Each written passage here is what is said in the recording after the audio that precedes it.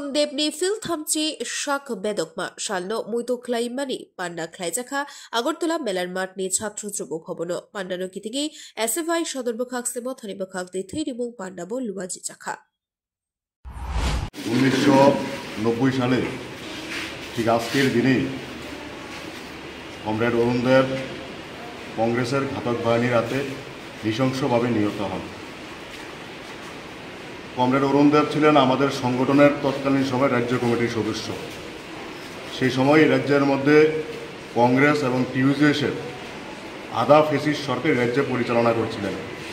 ঠিক আজকের দিনে যারা বিজেপি এ রাজ্যের ছাত্রদের অধিকার কেড়ে নিচ্ছে, যেভাবে রাজ্যের গণতন্ত্রকে ভ্রুণ্ঠিত করছে, সেই কায়দায় তৎকালীন সময়েও কংগ্রেস এই রাজ্যের মধ্যে ভয়াবহ আক্রমণ সংঘটিত করেছিলেন, শিক্ষাক্ষেত্র থেকে শুরু করে সাধারণ মানুষ সকলের মধ্যে।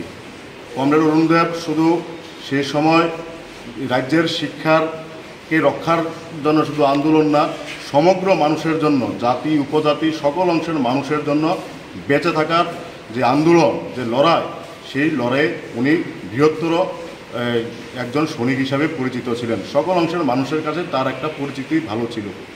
সেদিন ছিলেন এডিসি নির্বাচন, আর ঠিক আজকের দিনে সেই নির্বাচনে রাজ্যের গণতন্ত্রকে রক্ষা করার জন্য, মানুষের ভোটাধিকার অধিকারকে রক্ষা করবার জন্য উনি একটা সিমনার যিনি স্কুল, সেই স্কুলে উনি পুলিং এজেন্টের দায়িত্ব পালন করছিলেন।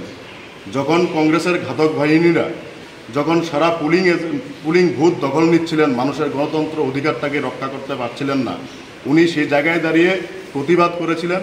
সেই প্রতিবাদে যখন কংগ্রেসরা বুঝতে পারছেন যে এডিসি তাদের হাতছাড়া হয়ে যাবে, মানুষ তাদের পক্ষে রায় দিচ্ছে না, তখন ওরা তৎকালীন সময়ে সেই এলাকার মন্ত্রীর নির্দেশে ওই কমরেড অরুণ দেবকে মেরে ফেলার জন্য ওরা সিদ্ধান্ত নেন এবং পুলিং বুথেই ওনাকে নৃশংসভাবে কুপিয়ে হত্যা করেন।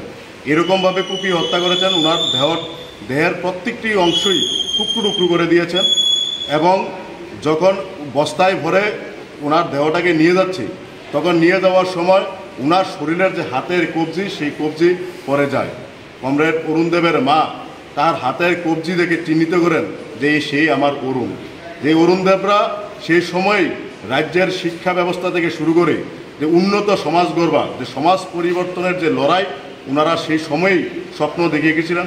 আজকেও তাদের স্বপ্নকে পাথেয় করে আমরা এই রাজ্যের যে বর্তমান সরকার, যে ফ্যাসিস্ট সরকার, এই রাজ্যের সরকারি শিক্ষা ব্যবস্থাটাকে ধ্বংস করে দিচ্ছে একদিক থেকে, আরেক দিক থেকে মানুষের কথা বলার অধিকার কেড়ে নিচ্ছে, তার বিরুদ্ধে আমরা এসএফআই আজকের দিন দাঁড়িয়েও সেই লড়াই সংগ্রাম করছি।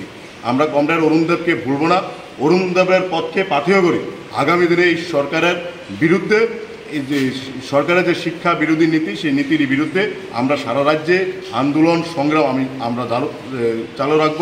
এবং আজকের এই অরুণ দেবকে স্মরণ করে আমাদের সংগঠনের সদর বিভাগীয় কমিটি আর কিছুক্ষণ পরেই রক্তদান শিবিরের আয়োজন করেছেন। সেখানেও অজস্র ছাত্রছাত্রী সেই রক্তদান শিবিরে অংশগ্রহণ করবেন।